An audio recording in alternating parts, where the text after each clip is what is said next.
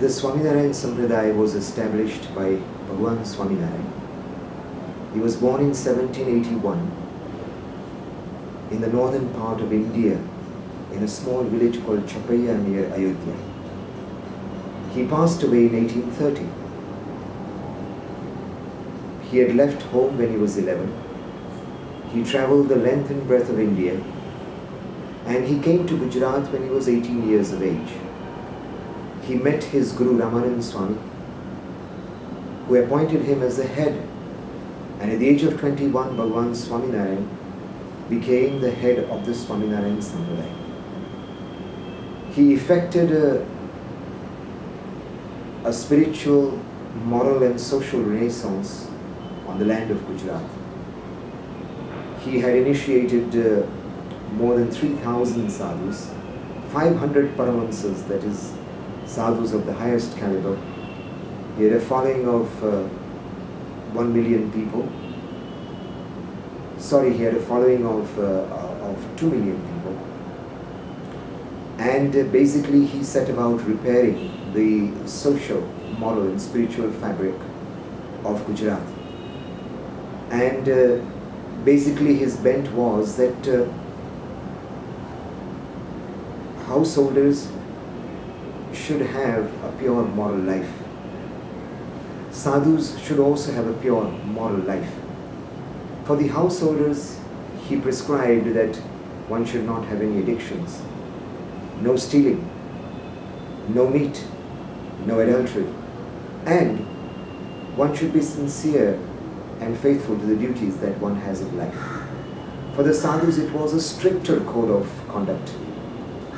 He told the sadhus that you must observe strict celibacy, absolute celibacy, vow of poverty, whereas a sadhu you are not supposed to keep any money or handle money.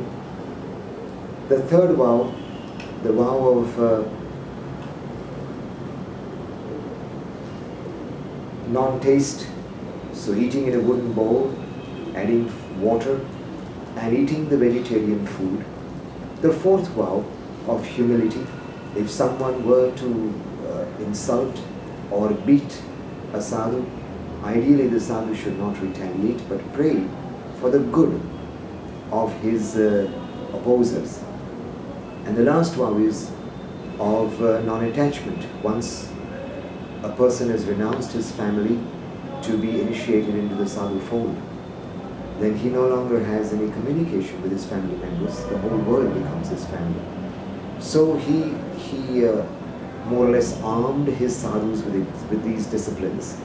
And he told his sadhus that you stay in the very midst of society. And Bhagwan Swaminarayan, along with his sadhus, they travelled to villages, to the downtrodden people, edifying their lives, moralizing their lives, with the basic instruction of not having any addictions, by being wedded to faith in God rather than being superstitious. These basic concepts of spirituality and morality, this was what he tried to inculcate in the lives of people regardless of their caste or creed or color. The other thing was that he also abolished and campaigned against the evils in society. The evils of sati pratha, the evils of dowry, superstitions, addictions. The sadhus, they campaigned, and Bhagwan Swaminarayan, against these evils in Gujarat. So he had created a very wonderful renaissance on the land of Gujarat. But along with that, he established 6 mandirs, temples of worship. Because the Swaminarayan Sampradaya is essentially a Vaishnava stream of Hinduism. And the Vaishnava stream of Hinduism, it is bent more towards devotion, towards bhakti towards God, towards surrender towards God. So he established 6 temples in which he consecrated the murtis, the images of the various deities, and he propagated the bhakti movement or the bhakti tradition in the Swaminarayan Sampradaya, where worship towards God. So God, He has an image, He has a form. God is not formless. So he promoted such a tradition, a Hindu tradition of bhakti through the temples that he had created. He also celebrated festivals. He also conducted discourses. And in this way, the Swaminarayan Sampradaya found, or rather he established the Swaminarayan Sampradaya on the soil of Gujarat.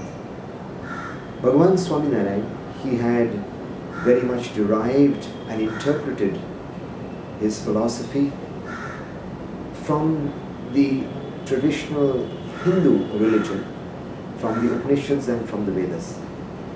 He had continued that tradition.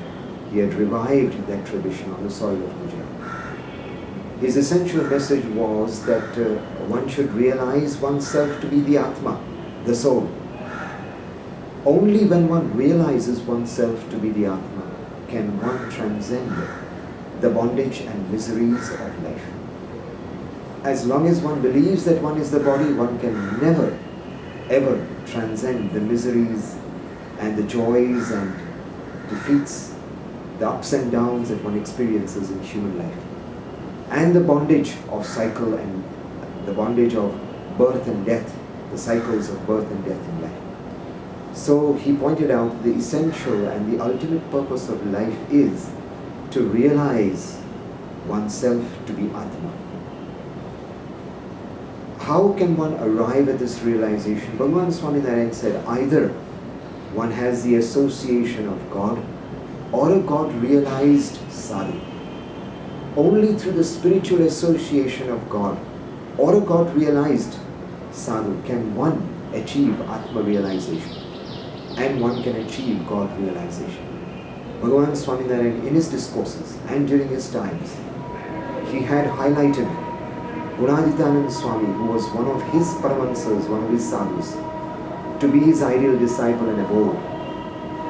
And on many occasions he had talked about the glory of Gunaditananda Swami as his ideal disciple, as his abode, and as the means to moksha.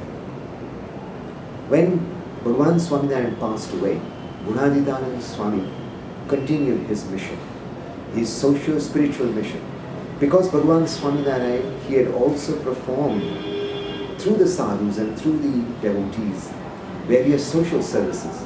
In times of famine and catastrophe, he had opened almshouses, he had dug wells so that water could be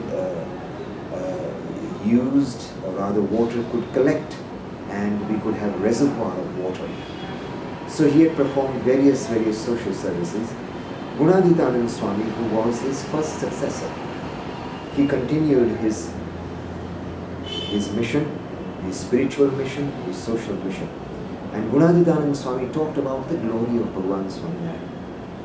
And in the Swaminarayan Sampradaya, we believe that Bhagavan Swaminarayan is God, he is the supreme God. And Gunaditananda Swami, through his discourses and through his own life, and through the word of Bhagavan Swaminarayan the Vachanamrit, people started to also accept him to be the ideal disciple and devotee of God. After Gunaditananda Swami, Bhagat Ji Maharaj, he succeeded and continued the fellowship. And Bhagat Ji Maharaj talked about the glory of Gunaditananda Swami as being Akshar. And he spread the word that Gunaditananda Swami is Akshar. And that is how the very concept and philosophy of Akshar